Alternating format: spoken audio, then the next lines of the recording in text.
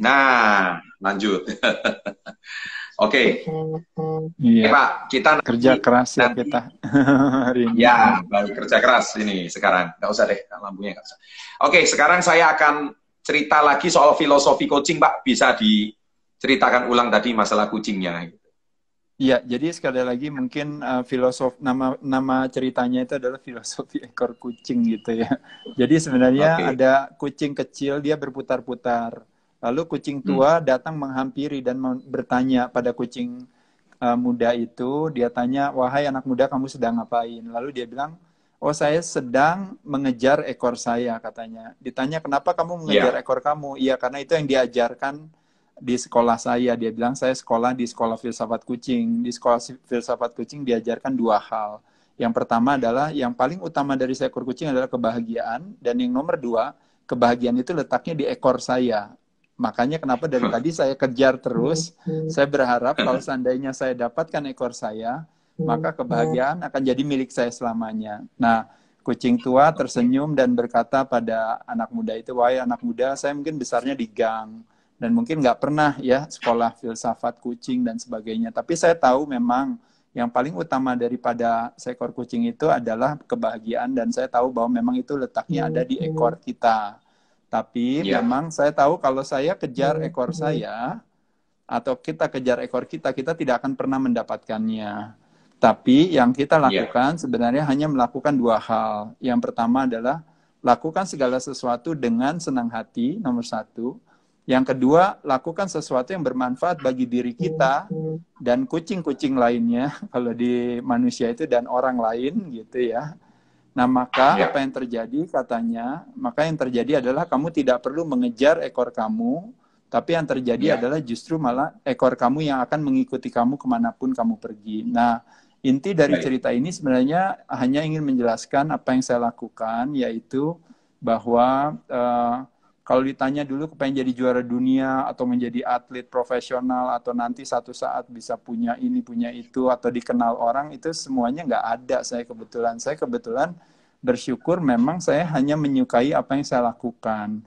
Jadi kalau Hmm. dulu pun juga nggak juara, saya tetap ngangkat besi.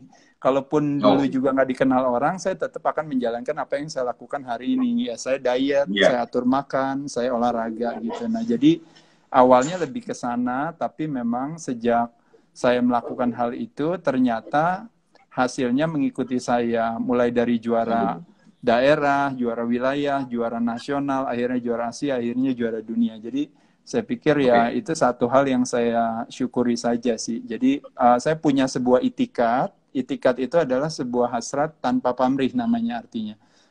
Kalau tujuan atau goal itu ada kecenderungan kita itu terbebani, seolah-olah kalau saya Ya. nggak mencapai goal saya merasa ada satu yang salah atau yang kurang. Tapi kalau saya memiliki satu itikat, itikat itu adalah kalau istilahnya itu bahasa Inggrisnya namanya intention. Intention is a desire with no attachment. Jadi selama kita nggak punya attachment atau kita nggak pamrih, kita melakukan itu dengan senang hati. Tapi ya syukurlah sampai hari ini ibaratnya saya dengan menikmati apa yang saya lakukan dan bermanfaat bagi banyak orang dan diri saya sendiri, ternyata akhirnya bisa membawa saya jadi punya prestasi yang bukan membanggakan diri saya, tapi juga bersyukur bisa membanggakan orang lain.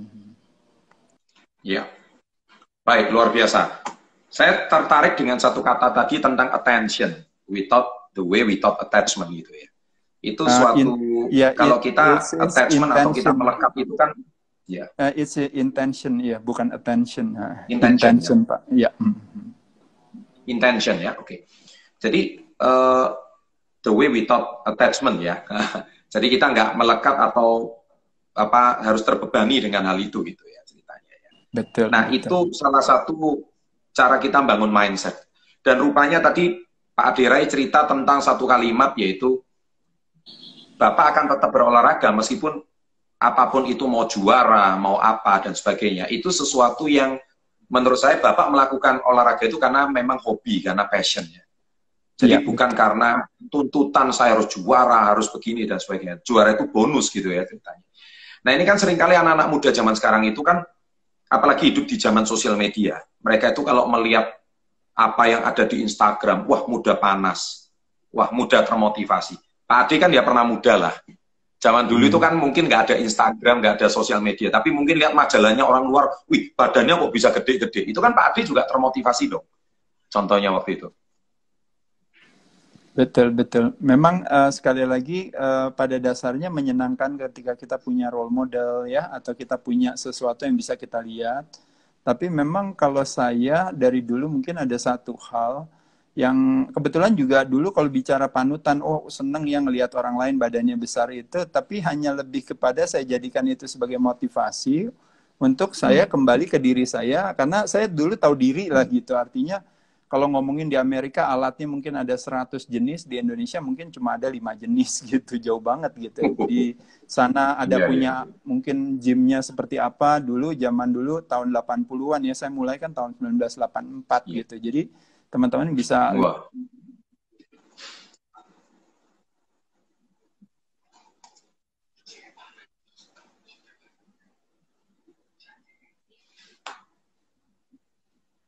lihat dari hari ke hari lebih kepada apa yang saya lihat di badan saya aja, atau jadi saya jadikan evaluasinya ya ibarat kayak orang mukul gitu, dia mukul, dia lihat pukulan saya bisa mukul berapa 10 kali, saya kuat gak bisa mukul 100 kali, atau saya kuat gak bisa mukul 1000 kali, gitulah contohnya ya misalnya. Jadi begitupun dengan evaluasi badan saya sih, lebih ke sana sih tepatnya.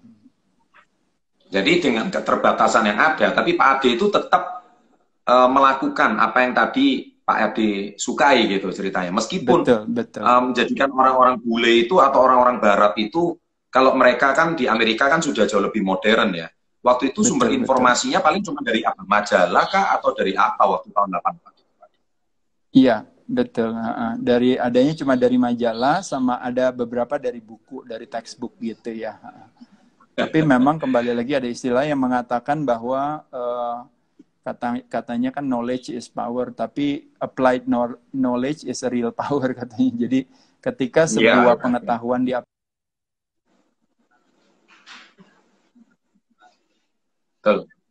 knowledge juga, saya juga bukan termasuk orang yang quite knowledgeable pada saat itu gitu. Jadi saya cuma dengan keterbatasan informasi yang ada, tapi langsung saya praktekkan pada diri saya, dan kebetulan hasilnya saya rasakan. Jadi saya stick dengan hasil yang saya punya, dan saya selalu merasa ada istilah yang mengatakan biggest room in the world is a room of improvement. Jadi saya pikir selalu ada kesempatan buat saya untuk lebih maju. Jadi kalau ada istilah yang namanya swadaya itu atau yang dikenal yang namanya self study. Self study itu adalah kita berani untuk menanyakan suatu pertanyaan yang tajam kepada diri kita, yang nanti dari hasil tanya jawab tersebut, itu yang disebut namanya intrapersonal komunikasi, yang nanti dari pertanyaan tanya jawab antara diri kita sendiri tadi, akhirnya nanti akan mengarahkan kita pada sebuah motivasi gitu, setelah kita menemukan jawabannya. Jadi itu aja sih yang sebenarnya yang saya lakukan gitu. Jadi makan saya udah bagus gak ya? Latihan saya gimana? Oh saya push up misalnya udah melakukan ini, atau saya bench press, mungkin nggak saya bisa bench press lebih berat lagi dari hari ini? Oh iya bisa, tapi mesti dibantu ya nanti ya sama teman. Oke. Makan gimana, udah bagus belum? Udah bagus, cuma bisa gak lebih bagus lagi? Bisa gak saya tambah lagi, misalnya seratnya cukup gak, proteinnya cukup gak, saya makan lemaknya yang baik gak? Baik, saya tertarik tadi Pak Ade Rai cerita, kata petua-petuanya ini banyak banget ini, sampai saya mau nyatet pun nggak sampai habis ini ya. Knowledge is power, apply knowledge is the real power. Saya tuh pernah ikut seminarnya Pak Ade Rai sekali, waktu itu zamannya sama Pak Tommy Syawira. Tahun sekitar, iya zaman dulu banget, itu saya duduk paling depan. Iya, saya duduk paling depan, saya pakai jas hitam. Waktu itu Pak Ade Rai itu ngomong satu kalimat, itu saya sangat terpatri, dan sampai hari ini saya nggak bisa lupa. Waktu itu Pak Ade Rai itu cerita tentang prinsipnya Arnold Schwarzenegger. Waktu itu Arnold kan, ya waktu itu Pak Ade itu cerita tentang apa bedanya orang rata-rata sama champion, ya kan? Yaitu orang champion itu mampu melakukan, ya bisa diulang kata-kata itu kata-kata yang sangat memotivasi saya.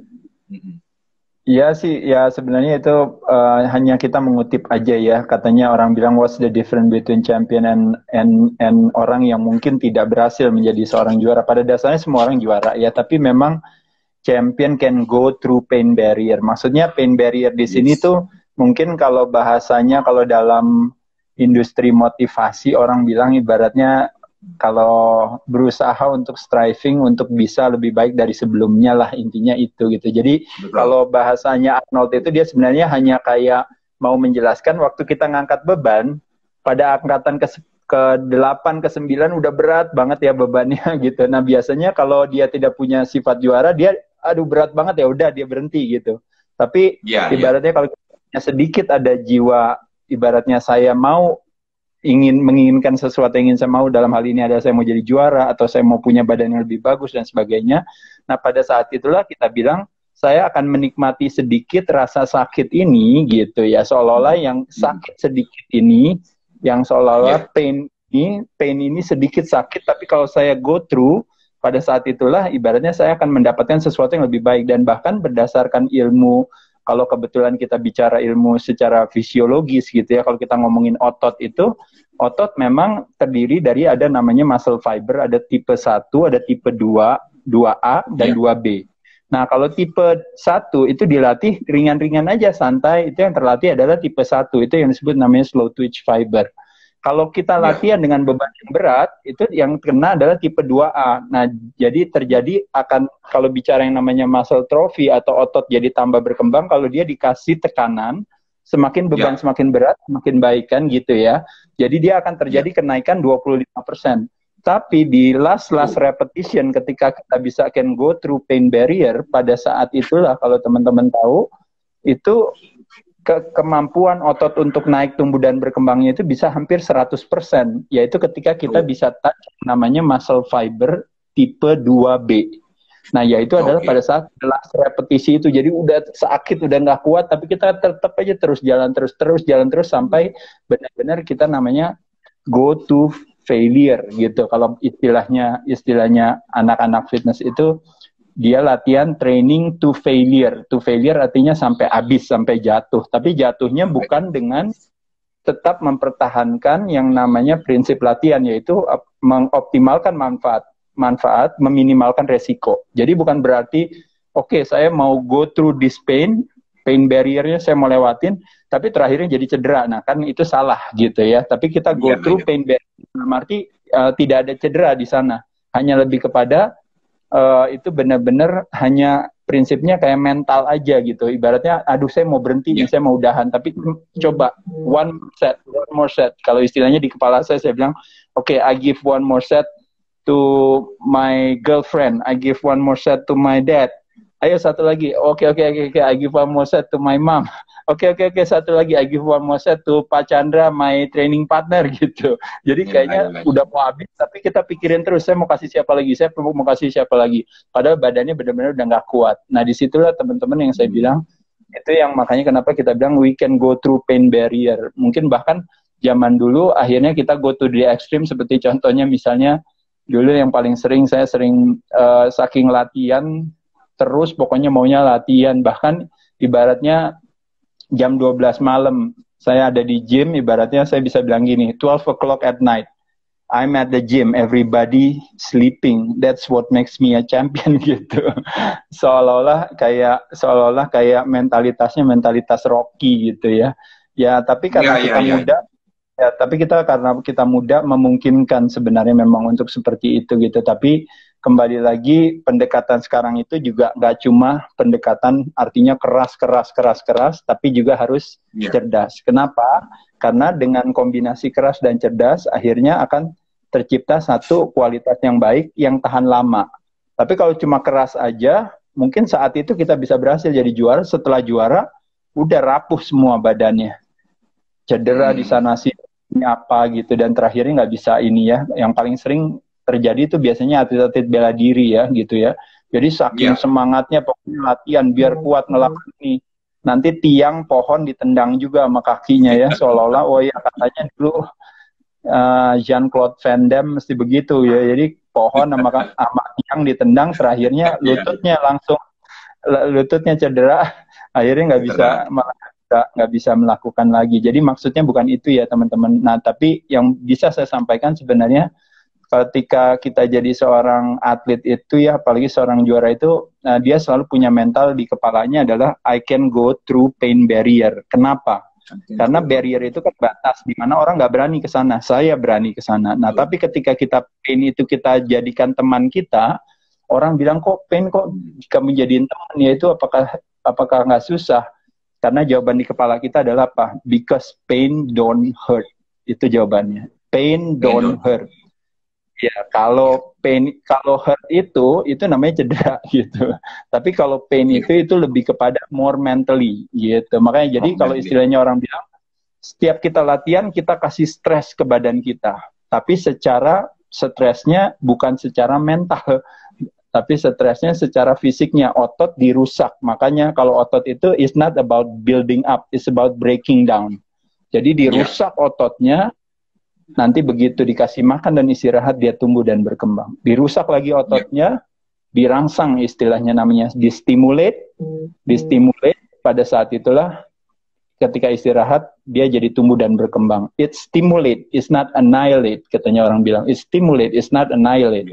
Jadi, kita kerjanya keras, latihannya boleh sungguh-sungguh dan sebagainya, bahkan ekstrim sekalipun, tapi tidak pernah boleh mengorbankan diri sendiri. Gitu. Nah, apalagi kayak yang terjadi sekarang, saking ekstrimnya, banyak dari kita sekarang ini, terutama kalau atlet-atlet binaraga itu, dia menyalahgunakan obat, gitu. Jadi doping, anabolic steroids, gitu, penyalahgunaan. Bahkan kayak fighter-fighter UFC juga, makanya kenapa USADA, itu salah satu United States of Drug Agency, kan yang terus memantau terus ya. Karena kembali lagi memang warisan daripada sebuah kompetisi itu kan adalah sebenarnya kan adalah sebuah sportivitas gitu ya. Jadi sangat unik ketika mau jadi juara tapi menghalalkan segala cara gitu. Bukan ide baik.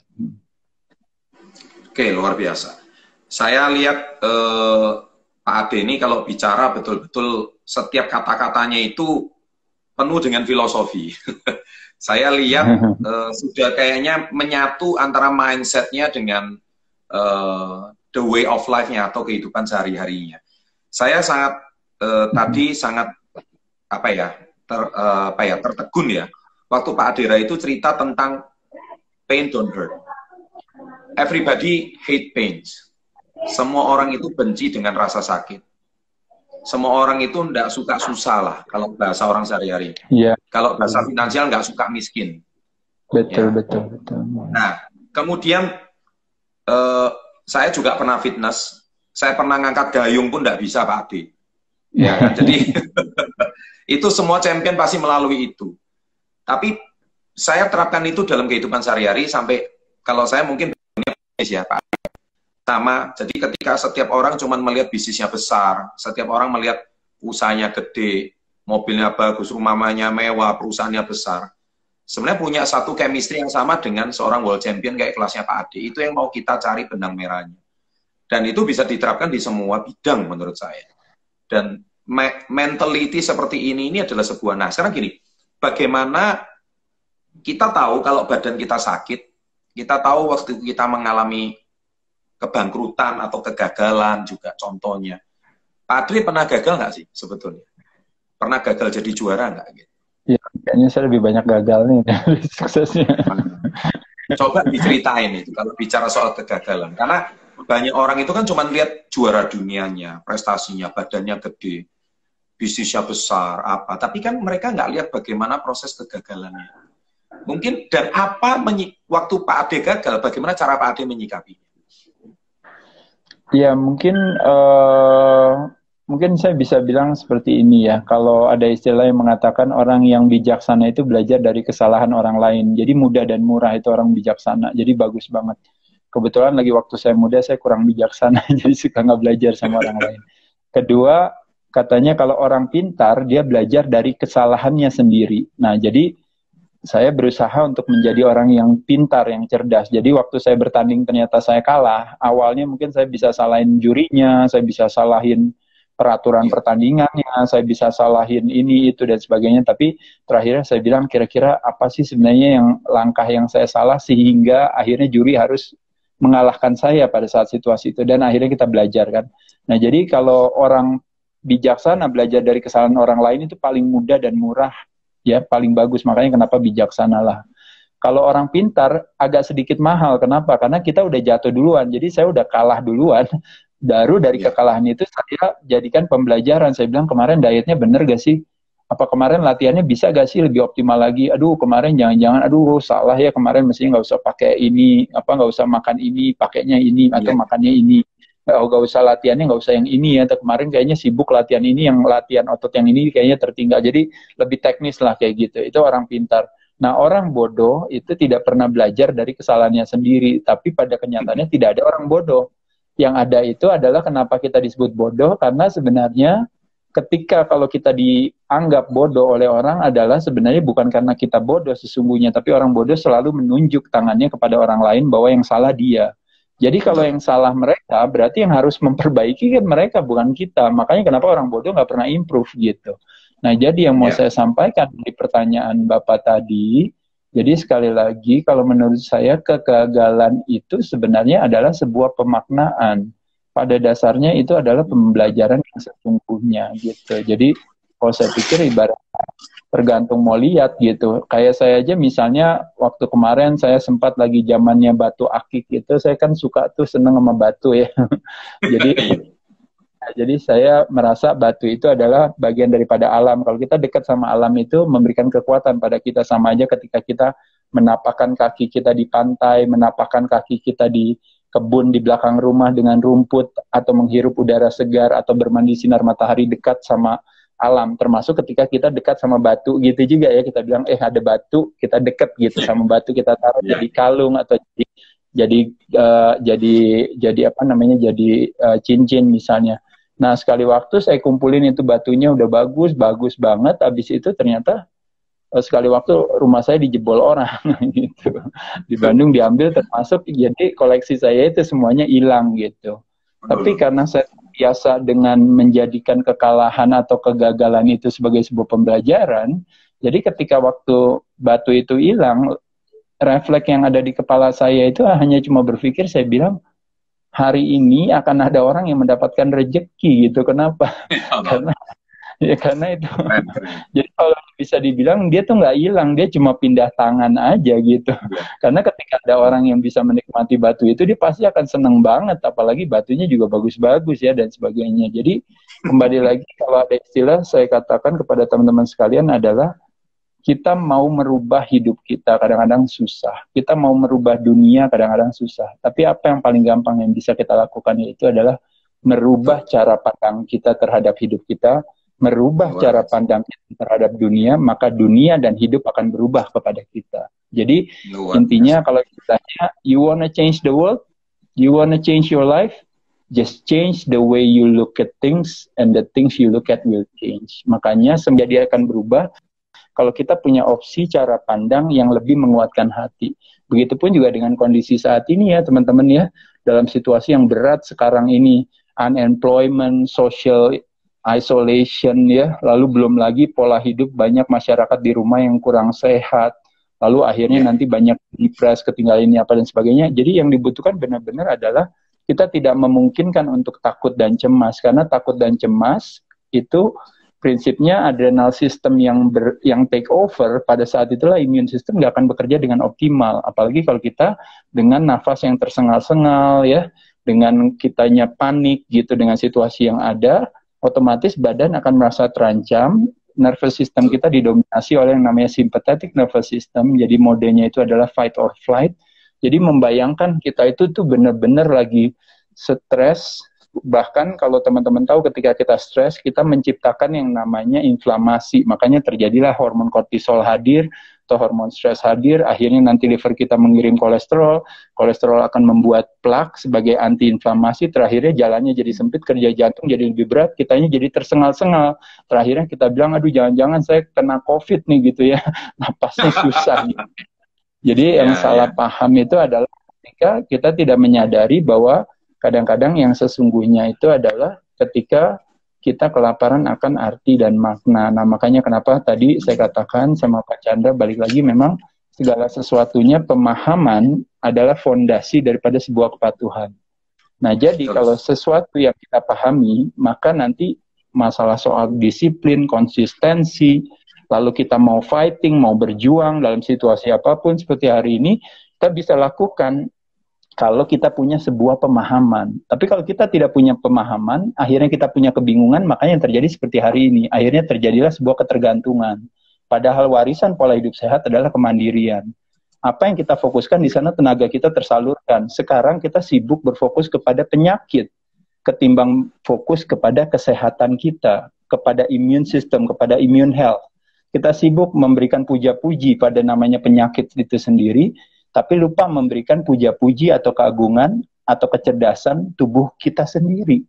Jadi tubuh kita itu adalah we are is a walking ecosystem of germs. Kita terdiri dari triliunan sel yang di dalamnya ada kurang lebih 60 triliun bakteria, yang di dalamnya juga terdiri dari hampir 380 triliun viruses. Jadi ini hanya sesuatu yang nggak gimana-gimana hari ini gitu. Kalau terjangkit juga memang kenapa? Yang mati juga dikit, itu pun juga belum tentu karena dia. Tapi disebabkan karena memang overreaksi tubuh kita. Makanya kenapa ada terminologi cytokine storm dan sebagainya, itu karena apa? Karena balik lagi, karena ketika sebuah kecemasan terjadi, ditambah lagi dengan sosial isolasi. Kalau teman-teman tahu ya, problemnya dengan sosial isolasi itu adalah tanpa kita sadari, kalau ada istilah orang bilang gini, Pak Chandra, gimana caranya ya kita membuat seseorang bisa punya yang namanya, kalau istilahnya, punya umur yang pendek. Katanya, oh ya caranya gampang, kasih dia aja rokok setiap hari, suruh dia ngerokok. Atau yang kedua, kasih dia aja minum alkohol setiap hari, suruh dia mabok-mabokan. Atau yang ketiga, kasih dia aja gula, tepung, nasi, atau apa segala, suruh makan yang banyak gitu, dikasihin margarin gitu, sama minyak sayur semua, pokoknya suruh makan yang banyak. Itu semua nggak bisa bikin mati cepat. Yang bisa bikin mati cepat adalah apa? Cukup dengan suruh dia diam di rumah, nggak usah ketemu temennya, sama keluarganya, nggak usah ngapa-ngapain.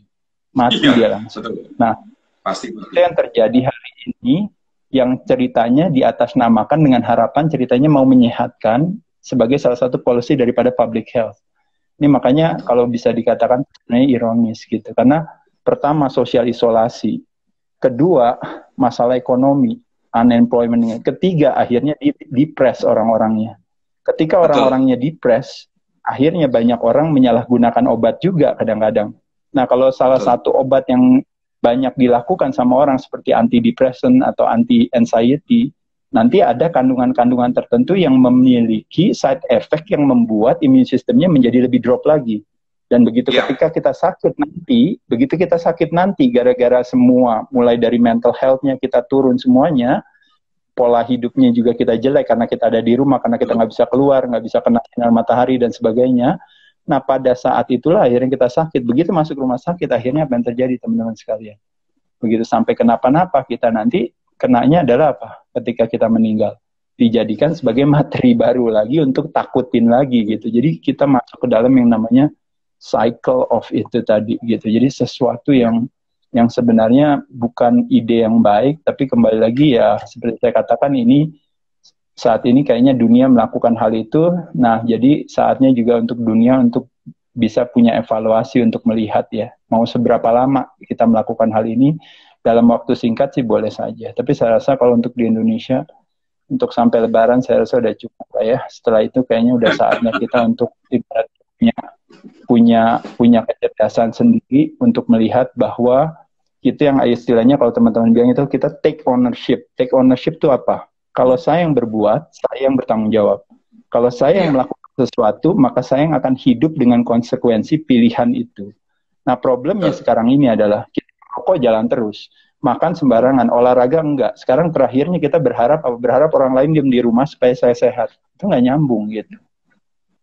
Belum lagi sekarang pendekatan yang terjadi juga adalah pendekatan ketergantungan gitu. Seolah-olah bahwa siapapun juga, kamu juga nggak bisa berkutik. Kenapa? Karena yang akan mengancam kesehatan kita adalah namanya si virus ini gitu. Lalu dijadikan sebagai namanya pandemi dan sebagainya.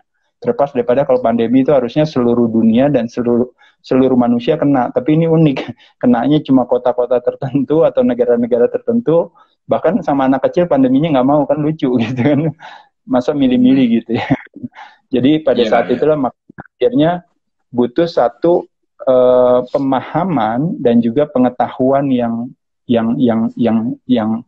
yang tinggi untuk kita bisa mengambil sebuah keputusan. Makanya kenapa kata kebijakan itu ada nuansa bijaksana di sana gitu. Jadi jangan sampai kebijakan itu hanya dilakukan demi sebuah kepentingan gitu. Saya nggak berbicara kebijakan Indonesia ya, kalau Indonesia kan ikut aja, tapi saya berbicara dalam kebijakan dunia umumnya gitu, yang memang pada kenyataannya saya lihat hampir sebagian besar masyarakatnya memang pola hidupnya tidak sehat. Makanya ketakutan orang yang tidak sehat berharap ingin ibaratnya nanti satu saat akan ada yang menyelamatkannya. Makanya nanti terjadi misalnya mandatori imunisasi dan sebagainya. Saya rasa itu bukan ide yang baik. Karena pendekatan sekarang itu adalah selalu pendekatannya yang dikenal yang namanya personalized and precision wise. Jadi bukan one size fits all lagi. Segala sesuatunya harus sesuai dengan masing-masing orang. Jadi saya dengan usia saya 50 tahun, orang lain umur 50 tahun mungkin punya diabetes, hipertensi, punya masalah dengan jantung, punya masalah dengan ini gitu. Lalu saya mau dikategorikan dengan sama dengan seperti itu ya tentu kan masing-masing orang berbeda. Makanya kenapa ada disebut usia kronologis, ada yang disebut dengan namanya usia biologis. Bahkan ada juga yang disebut namanya usia psikologis gitu.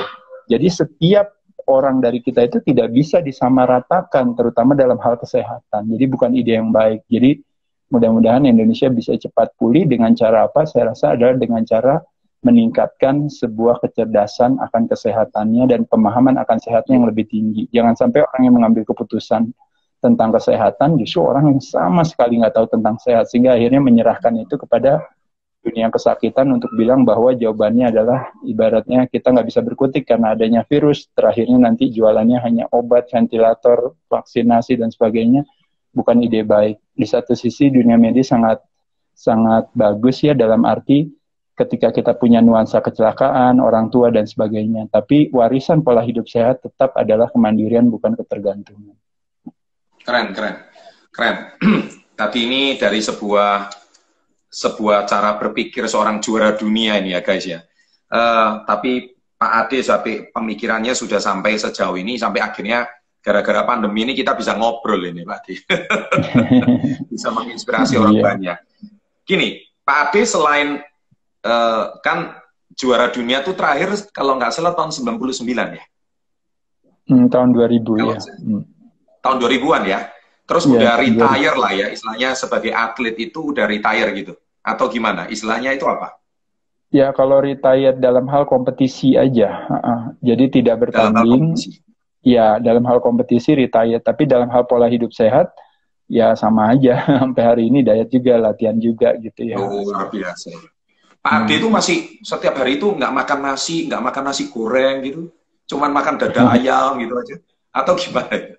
Ya itu tadi memang seperti yang saya katakan kan, jadi kelaparan terbesar adalah kelaparan akan arti dan makna. Jadi saya mengatur makan sama aja kayak orang tanya misalnya, oh jadi itu uang diatur ya, jadi kamu nggak bisa beli jam bagus, sepatu bagus, nggak bisa ya, mesti ngatur uang ya. Enggak, justru dengan saya ngatur uang, saya jadi bisa beli jam bagus. Dengan saya ngatur uang, saya jadi bisa beli mobil bagus. Dengan saya ngatur makanan saya jadi bisa memungkinkan saya untuk menikmati makanan-makanan kesukaan saya, mulai dari es krim, coklat, pizza, kue tiaw, ya gitu ya. Jadi bukannya saya nggak makan gitu, sayanya tetap bisa nikmati kayak nasi goreng kambing gitu misalnya. Oh ya seneng banget gitu ya. Tapi kalau most of the time we eat good clean food, that means anytime we can eat any kind of food. Jadi kalau kita setiap hari kita saving, anytime kita bisa shopping gitu maksudnya. Jadi kalau kita rajin menabung, kapanpun kita bisa berbelanja.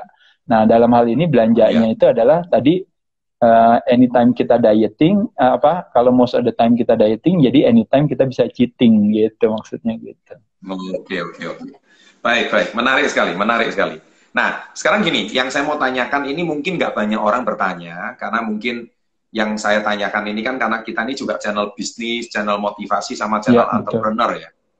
Nah, Pak Ade itu, kalau yang saya tahu ya, Michael Jordan itu setelah dia retire, dia itu membangun bisnisnya. Sehingga dia termasuk salah satu world athlete yang sangat fenomenal dan legendaris, tapi sampai hari ini beliau itu juga salah satu billionaires gitu, salah satu konglomerat meskipun dari dunia olahraga. Nah, apakah Pak Ade itu kan, saya juga paling sedih kalau melihat seorang mantan juara dunia tinju atau juara dunia apa, setelah beliau pensiun itu nasibnya luntang-lantung. Nah ini kasihan banget. Saya mungkin Pak Ade yang paling qualified menjawab ini. Artinya kan Pak Ade, saya tahu juga sebagai seorang world champion, sebagai juara dunia olahraga, tapi Pak Ade juga punya usaha gitu ya, yang saya tahu ya. Jadi membuka usaha fitness atau mungkin banyaklah usahanya Pak Ade. Nah itu gimana gitu Pak Ade? Mungkin Pak Ade bisa bantu jelasin. Akhirnya sampai hari ini Pak Ade tetap menjadi seorang legenda gitu di dunia olahraga, tapi juga seorang, mungkin sekarang lebih tepatnya entrepreneur, tapi hobi olahraga. Gitu. Boleh saya sebut gitu. Ya, mungkin kalau, jadi memang kadang-kadang memang kan di satu sisi ada ekstrim bawah ketika kelar jadi atlet, taunya nggak punya uang sama sekali. Atau kebalikan ketika jadi atlet, ekstrim sekali ternyata bisa jadi bilioner dan sebagainya gitu ya. Satu hal yang sangat kita syukuri. Tapi intinya mungkin yang saya bisa katakan, saya langsung masuk aja lebih kepada yang namanya definisi daripada entrepreneurship atau wirausaha. Wirausaha atau entrepreneurship sendiri atau entrepreneur sendiri itu kan sebenarnya adalah is a problem solver. Nah, problem solver itu adalah ketika ada sebuah kondisi, situasi, permasalahan tertentu, dia coba pay attention dan akhirnya dia lihat, dia pikir, oh kalau seandainya saya bisa atasi atau saya coba bisa kasih solusi dalam situasi itu, dan dalam prosesnya saya bisa mendapatkan keuntungan yang bisa saya nikmati, itu kan yang disebut dengan namanya entrepreneurship kan gitu.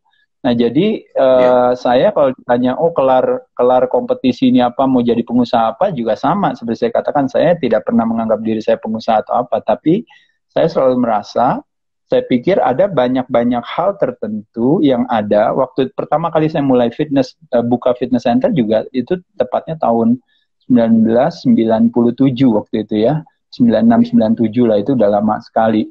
Nah itu juga kalau ditanya, oh mau jadi pengusaha ya, sebenarnya pengusaha itu kan lebih kepada pemaknaan kita, orang bilang, oh dia jadi pengusaha, bisnismen atau apapun juga.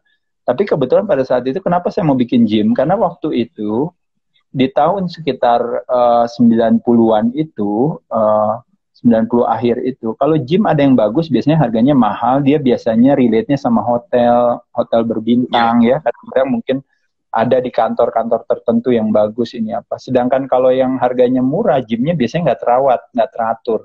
Jadi alatnya sembarang, lalu tempatnya kotor dan sebagainya. Nah jadi itu kan dilema gitu. Kalau mau nge-gym berarti harus punya uang yang banyak. Kalau seandainya punya uangnya secukupnya, berarti nggak bakal bisa menikmati gym yang bagus. Nah pada saat itulah makanya mulai dengan konsep waktu itu bikin gym Club Ade Rai adalah gimana caranya gym yang bagus, nyaman, rapi, yang penting lengkap gitu. Nggak perlu harus fancy atau harus gimana. Yaitu yang penting jadi dengan harga yang terjangkau. Nah pada saat itulah makanya akhirnya membuka wawasan saya untuk akhirnya coba, oh iya ya kenapa nggak pakai alat lokal aja, biasa kan gym-gym kan semua kan pakai alat, semuanya kan alat import gitu pada saat itu, dan memang kebetulan juga budgetnya juga terbatas, yuk kita pakai alat lokal. Nah justru di tahun 90-an itu waktu saya jadi mengerti alat lokal, akhirnya tanpa disadari juga kami jadi akhirnya membangun industri peralatan olahraga lokal, akhirnya jadi tambah banyak pada saat itu ya, terutama waktu itu kebanyakan pabriknya kebetulan adanya di Jawa Timur, di Malang tuh. Nah jadi akhirnya kita buat satu gym jadi sebuah pilot model atau contoh, nih lihat nih gym dengan modal yang cuma murah meriah, tapi lihat yang datang banyak, rame dan sebagainya. Akhirnya orang lain ngelihat, oh kenapa nggak saya cobain juga, bikin juga kayak gitu. Yang lain ikutan coba lagi, yang lain ikutan coba lagi, dan akhirnya pelan-pelan gym dari 1, 2, 3 akhirnya bermunculan semua gitu. Dan ternyata cukup visible dari segi bisnisnya juga gitu. Karena memang pada dasarnya alat-alatnya kan kalau lokal jadi harganya bisa lebih terjangkau. Nah di sisi lain juga yang harus diimprove itu kan adalah sumber daya manusianya. Itu kan yang paling penting gitu. Nah itu yang coba kita lakukan ya. Kalau saya rasa sampai akhirnya hari ini saya juga masih berkecimpung di industri kebugaran, dalam hal ini menyediakan providing fitness center gitu bagi masyarakat di Indonesia. Itu juga perjalanannya panjang banget, kalau bisa dibilang trial and error, dan juga itu kalau ngomongin tadi yang seperti Bapak bilang, ibaratnya gagal apa. Mungkin kalau dalam dunia olahraga ya atau kompetisi mungkin kegagalan saya dikit kali ya. Karena saya juga terakhir retire juga di puncak prestasi saya waktu saya juara dunia di New York sama di California waktu itu. Dan saya memutuskan untuk udahan nggak tanding bukan karena saya pikir saya mau retire nggak tanding, karena saya ngerasa waktu itu saya udah juara dunia, saya mau kemana lagi, besok saya tanding saya juara lagi, terus tantangannya kayak nggak ada gitu pada saat itu. Tantangannya lebih kepada pada saat itu adalah, wah kalau saya pulang ke Indonesia, di Indonesia itu banyak orang yang memang bisa saya bantu untuk bisa jadi atlet, bisa saya bantu untuk bisa sarana fasilitasnya bisa lebih baik. Bayangkan kalau Pak Chandra tahu dulu, saya udah jadi juara dunia, padahal pas giliran pulang gymnya masih jelek atau apa gitu. Yeah. Tapi juara dunia gitu, kan lucu gitu. Jadi kayak begitu saya ikutan PON, ibaratnya itu jomplang sekali. Ibarat kayak membayangkan kita sekarang baru belajar main badminton, tapi abis itu di final ketemu sama misalnya sama Chandra Wijaya gitu, misalnya main badminton. Kayaknya langsung dibantai 15-0 gitu. Jadi kayaknya jomplang gitu kalau saya rasa. Jadi pada saat itulah makanya kenapa saya mencoba untuk berbagi ilmu, bikin majalah lah, bikin fitness center lah, bikin apa aja gitu, bahkan suplementasi pada saat itu dulu ini apa gitu ya. Tapi bersyukur sekarang ini orang yang ngurusin fitness itu udah banyak yang minta ampun. Jadi makanya justru kalau saya boleh jujur, saya nggak menjadikan itu sebagai sebuah kompetisi ya. Tapi kalau saya balikan lagi ke 20 tahun yang lalu, saya bilang bukankah itu cita-cita saya. Kalau seandainya saya bisa ke mall, tiba-tiba ada gym. Saya bisa duduk di restoran Padang, taunya restoran Padangnya sekarang bisa punya nasi merah gitu. Gimana hebat gitu. Ibaratnya. Lalu tiba-tiba suplemen di mana-mana, tinggal ini apa, gampang dan rasanya enak, rasanya nyaman. Kayak sekarang saya disponsori salah satu suplementasi, saya bilang, rasanya kok bisa seenak ini ya. Dulu kayaknya juara dunia juga nggak pakai ini, nggak pakai apa-apa, tapi dulu karena memang rasanya nggak enak gitu ya. Sekarang teknologi makin canggih. Jadi saya pikir menyenangkan gitu. Jadi kalau saya balik lagi, prinsip filosofi ekor kucing juga berlaku di dalam dunia usaha saya juga gitu. Karena kalau buat saya, lebih pada kesenangan saya itu adalah memberikan satu kebaikan bagi orang. Fitness center, kalau Pak Chandra tahu, dari katanya itu adalah namanya pusat kebugaran. Pusat kebugaran itu sama seperti kalau sekolah itu namanya education center, pusat pendidikan. Nah, apa yang membedakan orang belajar di rumah atau latihan di rumah dengan pergi ke sekolah atau pergi ke fitness center? Jawabannya adalah di sekolah atau di fitness center ada namanya sumber daya manusia yang lebih lengkap dan ada namanya sumber daya alat atau fasilitas yang lebih lengkap. Makanya kenapa orang di sekolah banyak guru, di sekolah banyak textbook, banyak buku-buku ya yang lebih ini. Makanya kenapa orang memang senang kalau seandainya bisa punya kesempatan bersekolah. Nah, jadi senang juga orang bisa punya kesempatan pergi ke fitness center. Tapi waktu saya pergi ke fitness center atau punya bisnis usaha ini, Pak, sebenarnya kalau orang tanya, kenapa sih saya terus ada di dunia fitness center ini? Jawabannya sekali lagi adalah bukan lebih kepada kayak kalau kita berbicara profit secara material, tapi profit itu juga bisa ada yang diberikan kita yang sifatnya tangible dalam arti materi, tapi ada juga yang sifatnya intangible dalam arti yang non-materi. Nah, apa sih yang profit non-materi atau non-tangible daripada fitness center? Adalah dari namanya sendiri. Fitness center itu adalah sebuah fasilitas kesehatan tingkat pertama atau yang dikenal dengan namanya pusat kesehatan masyarakat. Kalau disingkat apa Pak namanya? Puskesmas. Iya, betul. Jadi puskesmas itu adalah satu garda depan kesehatan di mana kalau orang sampai puskesmas udah bisa di-take care, dia nggak perlu ke rumah sakit. Karena kalau udah sampai nanti rumah sakit, biayanya tambah tinggi. Nanti kalau biayanya tambah tinggi, pakai BPJS, kasihan negaranya, nanti defisit lagi. Kan gitu. Padahal Pak Adirai termasuk ini ambasadornya BPJS ini. Iya, betul. Justru saya bersyukur ketika negara memiliki satu itikat mulia, memberikan biaya penggantian pengobatan kan pada masyarakatnya melalui program jaminan kesehatan nasional. Itu yang dianjurkan kan sebenarnya sekarang ini adalah bukan pendekatannya kuratif lagi karena biayanya terlalu mahal, tapi pendekatannya adalah yang namanya preventif dan promotif hidup sehat gitu kan. Nah, makanya kenapa kayak saya sekarang juga fokusnya bukan fokusnya ke si virusnya, tapi fokusnya lebih kepada yuk kita tingkatkan imun sistem kita, bermandi sinar matahari, berolahraga, makan sayur yang cukup ya, melakukan berbagai hal termasuk juga menghindari baca-baca berita-berita atau apa yang mungkin melemahkan hati gitu ya. Nah, jadi sekali lagi yang mau saya sampaikan adalah bahwa saya senang di fitness center karena ada satu non-tangible profit yang saya dapatkan, yaitu adalah ketika saya bisa menyentuh kehidupan orang banyak. Orang yang tadinya ngerokok jadi berhenti ngerokok gara-gara nge-gym di tempat saya. Orang yang tadinya diabetes, ketergantungan obat, akhirnya jadi nggak ketergantungan obat, akhirnya jadi mandiri nge-gym di tempat saya.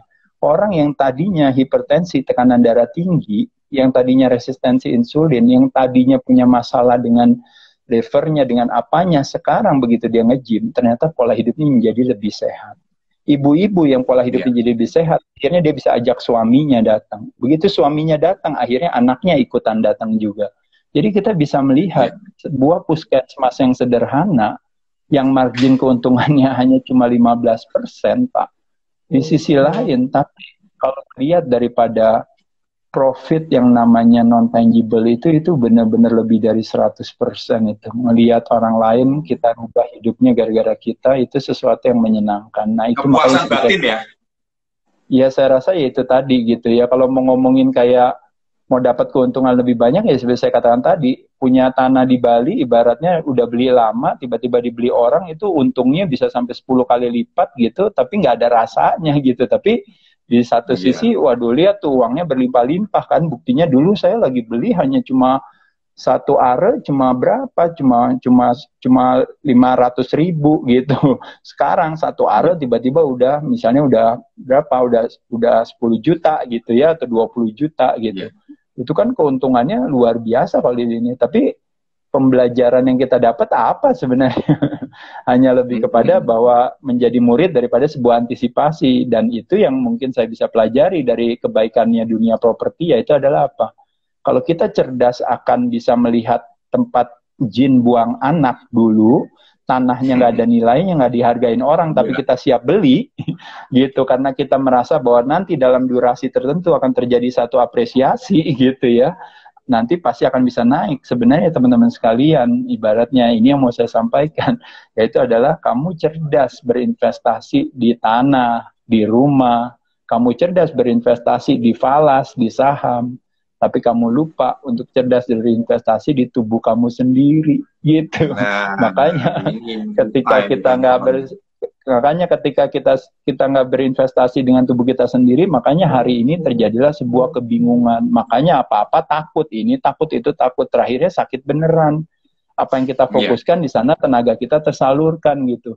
Jangan sampai saya sakit, nggak boleh saya sakit, pokoknya saya nggak mau sakit, pokoknya nggak bisa aja sakit. Taunya apa? Sakit. Yang terjadi. Jadi apa yang kita fokuskan di sana, tenaga kita tersalurkan. Luar biasa. Saya kira mungkin, kita masih punya waktu berapa menit ini? Instagram kan mungkin 1 jam ya. Kita masih punya waktu berapa menit ini? Sekitar berapa ya? Masih ada 15 menit kali ya. Kita maksimalkan ya Pak Ade ya. Jadi, kita belajar banyak tadi dari cara berpikir sang juara dunia, kemudian filosofinya Pak Ade Rai tadi bagaimana dari seorang Arnold, yang mana saya juga sangat terpukau ya, terkesan dengan kata-kata seorang champion itu can through pain barrier. Kemudian kita juga melihat bagaimana tadi Pak Ade dari seorang atlet, tapi sampai hari ini hidupnya fine dan tetap sukses gitu. Nggak seperti atlet kebanyakan yang sudah pernah jadi world champion. Kita nggak usah jauh-jauh di luar dunia, tapi di Indonesia aja. Saya juga sangat sedih kalau melihat seorang juara dunia tapi hidupnya kok sekarang kok berantakan gitu. Cuman gara-gara masalah finansial nggak bisa menata hidupnya. Jadi mungkin Pak Ade, saya lihat tadi, saya suka nggak cuman adu otot tapi otaknya juga dipakai ya. Work smartnya juga dipakai juga. Nah, pertanyaan terakhir nih Pak Ade. Pak Ade ini kata-katanya penuh dengan unsur spiritualis. Ya, secara nggak langsung. Apa sih hubungannya, bagaimana menggabungkan kesehatan mental kita dengan unsur-unsur spiritualis? pengertian maksud saya spiritualis itu gini. Mungkin kita itu bekerja dengan kekuatan yang tak terlihat. Kita nggak bicara agama ini ya Pak Ade, tapi kita bicara beyond the faith. Tapi yang saya maksud itu bagaimana kecerdasan spiritual kita itu ada nggak korelasinya dengan kecerdasan mental ataupun kecerdasan fisik kita. Nah itu korelasinya seperti apa dan bagaimana menggabungkannya. Ini mungkin agak sedikit rumit, tapi seorang champion dan seorang legenda Adirai pasti bisa menjawabnya. Ya, jadi sebenarnya kadang-kadang memang kalau kita berbicara spirituality itu sebenarnya sesuatu yang memang kita memang benar-benar harus pahami, karena kalau enggak nanti salah. Ketika kita bilang saya berbuat baik, saya berbuat sesuai panggilan hati dan sebagainya, itu sebenarnya cuma hanya pada dasarnya kita masih berbicara tentang yang namanya fisikalitas. Sedangkan kalau spiritualitas itu adalah sesuatu yang tidak bisa dilihat, tadi tepat sekali yang Pak Chandra bilang. Artinya kalau tidak bisa dilihat itu artinya apa Pak? Artinya sesuatu yang tidak bisa dijadikan sebagai sebuah objek gitu. Jadi you cannot objectify sesuatu. Nah itu namanya spirituality. Jadi kalau istilahnya orang bilang seperti ini. Misalnya Bapak lihat di depan Bapak ada bolpen. Nah Bapak lihat bolpen ini, bolpen itu adalah sebuah objek. Yang Bapak lihat dengan mata Bapak, maka mata Bapak adalah subjek. Jadi subjeknya mata, bolpen adalah objeknya. Nah, ketika mata Bapak pejamkan, lalu Bapak membayangkan, ibaratnya saya membayangkan mata saya sedang melihat bolpen. Nah, pada saat itu ketika kita membayangkan mata kita sedang melihat bolpen, pada saat itu mata yang tadinya dia subjek, akhirnya dia menjadi objek. Karena yang menjadi subjeknya adalah pikiran kita, gitu. Betul. Nah sekarang kita tahu bahwa pikiran kita kadang-kadang suka mikir saya sedang berpikir, mata saya sedang melihat bolpen. Tapi kadang-kadang saya juga sedang berpikir, mata saya sedang melihat pensil. Tapi saya juga sedang berpikir, kuping saya sedang mendengarkan lagu. Kesimpulan apa? Kesimpulan pikiran kita juga kadang-kadang suka berubah-ubah. Nah ketika pikiran kita berubah-ubah, akhirnya pikiran menjadi objek.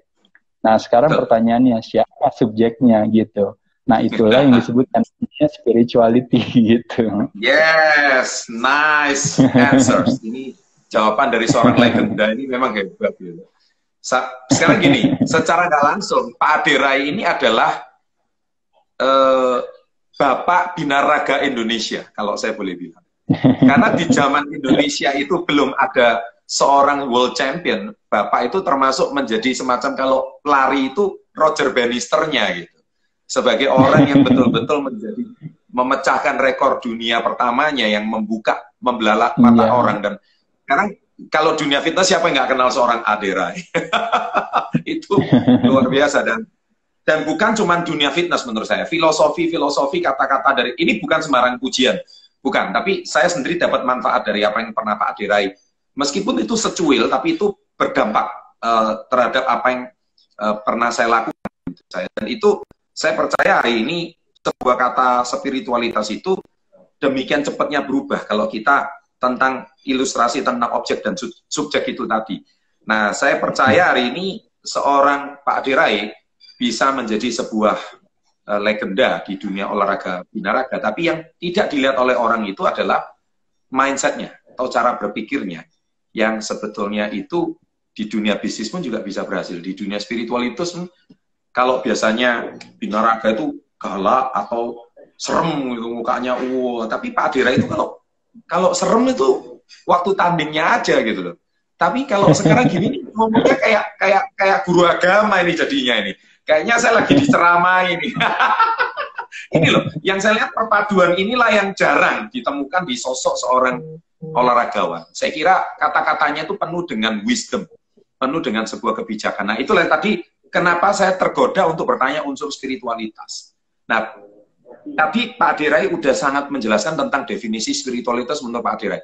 Bagaimana menggabungkannya dengan unsur saya rasa mental? Kembali lagi ya, jadi sekali lagi yang bisa kita sampaikan itu adalah lebih kepada yang namanya self-inquiry, yaitu adalah kelaparan terbesar itu adalah kelaparan akan arti dan makna. Kita selalu beranggapan yang namanya spiritualitas itu adalah sesuatu yang merupakan pengalaman yang kadang-kadang kita sentuh sedikit. Jadi kayak orang bilang, saya ini manusia yang mengalami pengalaman spiritual. Nanti dia cerita seperti itu. Tapi tapi sesungguhnya yang terjadi kita itu adalah sesungguhnya. Jadi kalau pakai bahasa Inggris aja nih, bahasa Inggris lebih cocok ya. Kalau bahasa Indonesia agak aneh kata-katanya. Tapi kalau bahasa Inggris lebih cocok gini. Mereka bilang istilahnya, kita suka ngomong seperti ini. I am human being. Ya, having a spiritual experience. Gitu ya. I am human being having a spiritual experience. Nah, itu kebanyakan orang pasti ngomong gitu kan, betul ya. Saya adalah manusia yang kadang-kadang punya pengalaman spiritual gitu ya.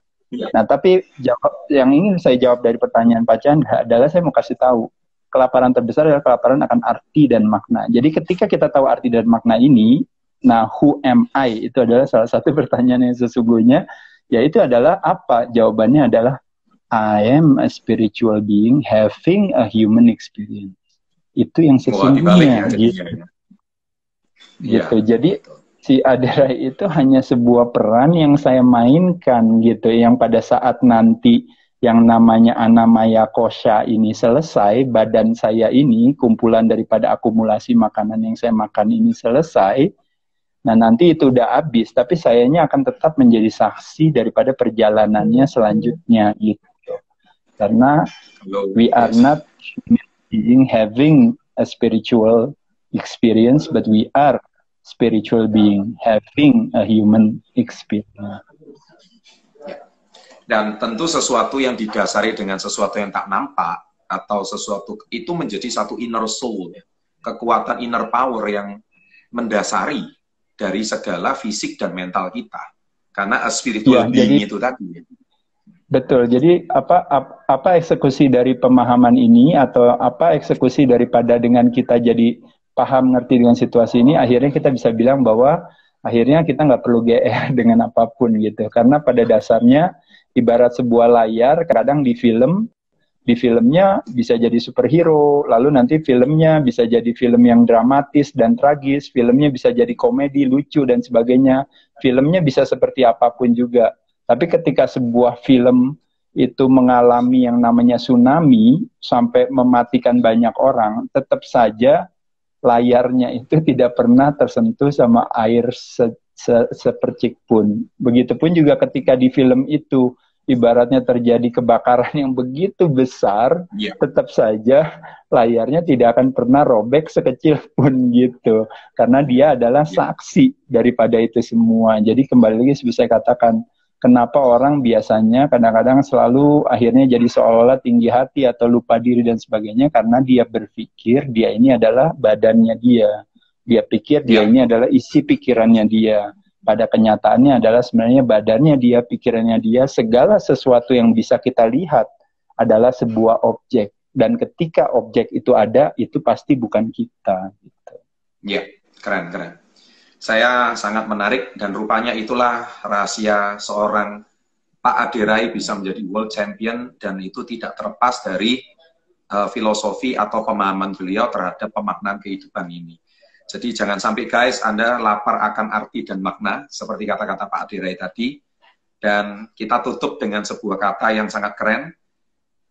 Kita itu bukan seorang human being having a spiritual experience, tapi we are a spiritual being having a human experience. Itu adalah sebuah kata-kata yang sangat menarik dan kata-kata yang sangat bijak, tapi sangat mendalam. Dan rupanya itulah dasar. Mungkin bagi para pemula yang mendengarkan ini, mungkin Anda bingung, nggak apa-apa.